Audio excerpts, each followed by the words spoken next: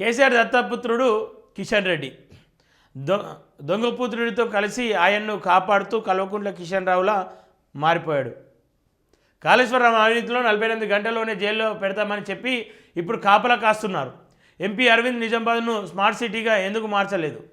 మున్సిపల్లో కాంగ్రెస్ను గెలిపిస్తే అభివృద్ధి చేసే బాధ్యత నాదే. నిజామాబాద్ సభలో ముఖ్యమంత్రి రేవంత్ రెడ్డి అట.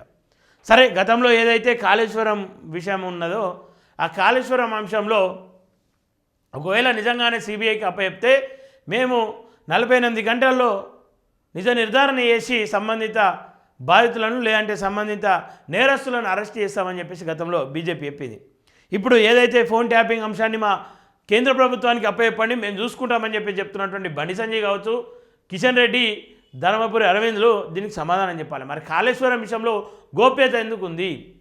సిట్టింగ్ జడ్జితో ఒక కమిటీ ఏర్పాటు చేసి ఒక సిట్ ఏర్పాటు చేసి ఆ సిట్ ఆధ్వర్యంలో అనేక ఆధారాలు సేకరించి దాన్ని మీ చేతిలో పెడితే మీరు ఇప్పటి వరకు దానిపైన ఎట్లాంటి చర్యలు ఉండేవి, దానిపైన ఎట్లాంటి స్పందన ఉండదు. అంటే లోపాయికారి ఒప్పందాలు జరిగినాయి. బీజేపీ కానీ బీఆర్ఎస్ కానీ కాంగ్రెస్ కానీ ప్రజల ఆలోచనలతోని, ప్రజల అవసరాలతోని, ప్రజల వ్యూహంతో సంబంధం లేదు. కేవలం వాళ్ళకి కావాల్సింది ఏంటంటే రాజకీయ ఎత్తుగడలు మాత్రమే. రాజకీయ ఎత్తుగడలతో వాళ్ళ ప్రచారాలు వాళ్ళు జరుపుకుంటూ ఉన్నారు. దాన్ని ప్రజలు పిచ్చోలా నమ్ముతూ ఉన్నారు. కిషన్ రెడ్డి గులాబీ బాస్ కేసీఆర్ దత్తపుత్రుడు అని ముఖ్యమంత్రి రేవంత్ రెడ్డి అన్నారు. కాళేశ్వరం అవినీతిలో ఆయన అరెస్టు కాకుండా కాపాడుతున్నది కేంద్ర మంత్రి అని పేర్కొన్నారు. రాష్ట్రంలోని బీఆర్ఎస్, కేంద్రంలో బీజేపీ డ్రామాలు ఆడుతున్నాయని, ఈ రెండు పార్టీలది వీణవాణిలా విడదీయరాని పేవికల్ బంధం అని అన్నారు. ఆ రెండు పార్టీలకు ఓటు వేస్తే మోరిలో వేసినట్లని పేర్కొన్నారు. కాళేశ్వరం ప్రాజెక్టును ఏటీఎంలా మార్చుకున్నారు కేసీఆర్. అరెస్టులను బీజేపీ ఎందుకు అరెస్టు చేయడం లేదని ప్రశ్నించారు. 48 గంటల్లో జైల్లో పెడతామన్న కిషన్ రెడ్డి ఇప్పుడు కల్వకుంట్ల కిషన్ రావుగా మారిపోయారని ఎద్దేవా చేశారు. శుక్రవారం నిజామాబాద్ జిల్లా డిచ్పల్లి మండలం బర్దీపూర్లో పలు అభివృద్ధి పనులు శంకుస్థాపన చేసిన అనంతరం నిర్వహించిన ప్రజాపాలన ప్రగతి బాట బహిరంగ సభలో సీఎం రేవంత్ రెడ్డి పాల్గొని మాట్లాడారు. ₹1,00,000 కోట్లు మింగిన కేసీఆర్ అరెస్టును జైల్లో పెట్టకుండా ఎవరు కాపాడుతున్నారని ప్రశ్నించారు. జైల్లో పెట్టాలని చిప్పకూడు తినిపించాలని బీజేపీ నేతలు మాట్లాడతారు. మేం శాసనసభలో చర్చ పెట్టి సిబిఐకి ఇచ్చినాం. 48 గంటల్లో జైలు పెడతామన్న కిషన్ రెడ్డి ఎక్కడ దాక్కున్నారు?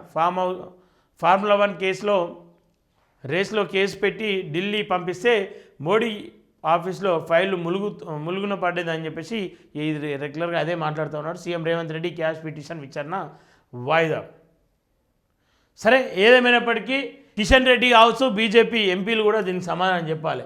మరి ఎందుకని చెప్పేసి కేసీఆర్ కాళేశ్వరం కేసు కావచ్చు, ఫార్ములా రేస్ కేసు కావచ్చు ఎందుకు సైలెన్స్ అయింది, ఎందుకు పక్కన పెట్టారని చెప్పేసి క్లారిటీ ఇవ్వాలి.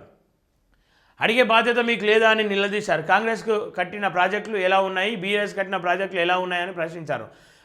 ఈరోజు కేసీఆర్కు ఉన్న దత్తపుత్రుడు కిషన్ రావు దొంగపుత్రుడితో కలిసి కేసీఆర్ అవినీతిని కాపాడే ప్రయత్నాలు చేస్తున్నారని ఆరోపించారు. గత 10 ఏళ్లలో కేసీఆర్ ప్రభుత్వం ఒక రేషన్ కార్డు కూడా ఇవ్వలేదన్నారు. బీఆర్ఎస్ హయాంలో నిర్మించిన కాళేశ్వరం ప్రాజెక్టు కులేశ్వరంగా మారిందని, ₹1,00,000 కోట్లు గోదావరి పాలయ్యాయని పేర్కొన్నారు. అభివృద్ధికి కట్టుబడి ఉన్నాం. 12 ఏళ్లుగా కేంద్రంలో ప్రధానిగా మోడీ, 10 ఏళ్లలో రాష్ట్రంలో సీఎంగా కేసీఆర్ ఉన్న నిజామాబాద్ జిల్లాకు చేసిందేమీ లేదని ముఖ్యమంత్రి విమర్శించారు. మున్సిపల్ కార్పొరేషన్లో సైతం 2 సార్లు బీఆర్ఎస్ గెలిచిందని, ఇక్కడ నిజంగానే సమస్యలు పరిష్కరించి ఉంటే కార్పొరేషన్ చెత్తకుప్పగా మారేది కాదన్నారు. బీజేపీ బీఆర్ఎస్ ఒక్క సమస్యను పరిష్కరించకపోగా మరింత జటిలం చేశాయన్నారు. మున్సిపాలిటీ ఎన్నికల్లో నిజామాబాద్ ప్రజలు విలక్షణమైన తీర్పు ఇవ్వాలని కోరారు. నిజామాబాద్ అభివృద్ధికి కాంగ్రెస్ ప్రభుత్వం కట్టుబడి ఉందని స్పష్టం చేశారు. మున్సిపల్ ఎన్నికల్లో కాంగ్రెస్ అభ్యర్థులను గెలిపిస్తే ఈ నగరాన్ని మురికి కూపం నుంచి విముక్తి చేసి ఆదర్శంగా తీర్చిదిద్దుతామని హామీ ఇచ్చారు.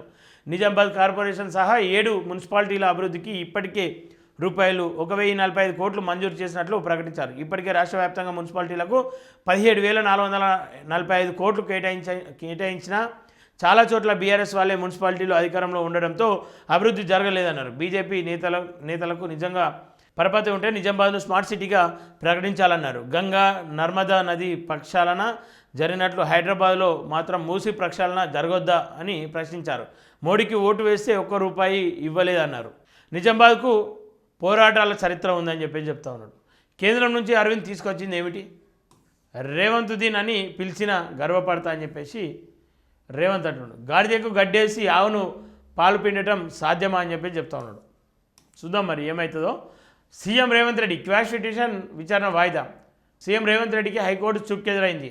గతంలో తనపై నమోదైన క్రిమినల్ కేసు కొట్టివేయాలని కోరుతూ ఆయన హైకోర్టులో దాఖలు చేసిన క్వాష్ పిటిషన్ న్యాయస్థానం తోసిపుచ్చింది.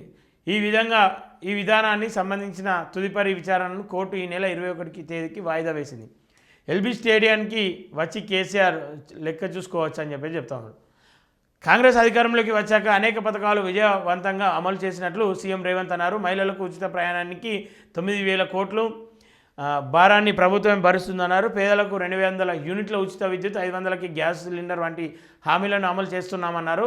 సన్నబట్లకు 500 బోనస్ ఇస్తున్నామని 70,000 ఉద్యోగాలు భర్తీ చేశామని పేర్కొన్నారు. కేసీఆర్కి అనుమానం ఉంటే ఫామ్ హౌస్ వదిలి ఎల్బీ స్టేడియంకి వచ్చి లెక్కలు చూసుకోవచ్చన్నారు. గ్రూప్ 1పై బీఆర్ఎస్ కొర్రీలు పెడితే హైకోర్టు చెంప చెల్లుమనిపించిందని ఎదేవా చేశారని చెప్పేసి ఉంటాం. తెలంగాణ అభివృద్ధి కాంగ్రెస్తోనే సాధ్యం. చూద్దాం మరి మున్సిపాలిటీ ఎన్నికల్లో ఏదేమైనప్పటికీ ఎవరి వ్యూహంతో వాళ్ళు ప్రయాణం చేస్తూ ఉన్నారు. బీఆర్ఎస్ బీజేపీ కాంగ్రెస్ వాళ్ళ స్టైల్లో బీజేపీ బీఆర్ఎస్ ఒకటని చెప్పేసి కాంగ్రెస్ అంటా ఉంది. కాంగ్రెస్ బీజేపీ ఒకటేనని బీఆర్ఎస్ అంటా ఉంది. బీఆర్ఎస్ కాంగ్రెస్ ఒకటని బీజేపీ అంటా ఉంది. వాళ్ళందరూ ఒకటే, జనాలే పిచ్చోళ్ళని మనం అనుకోవాలి. అంతే.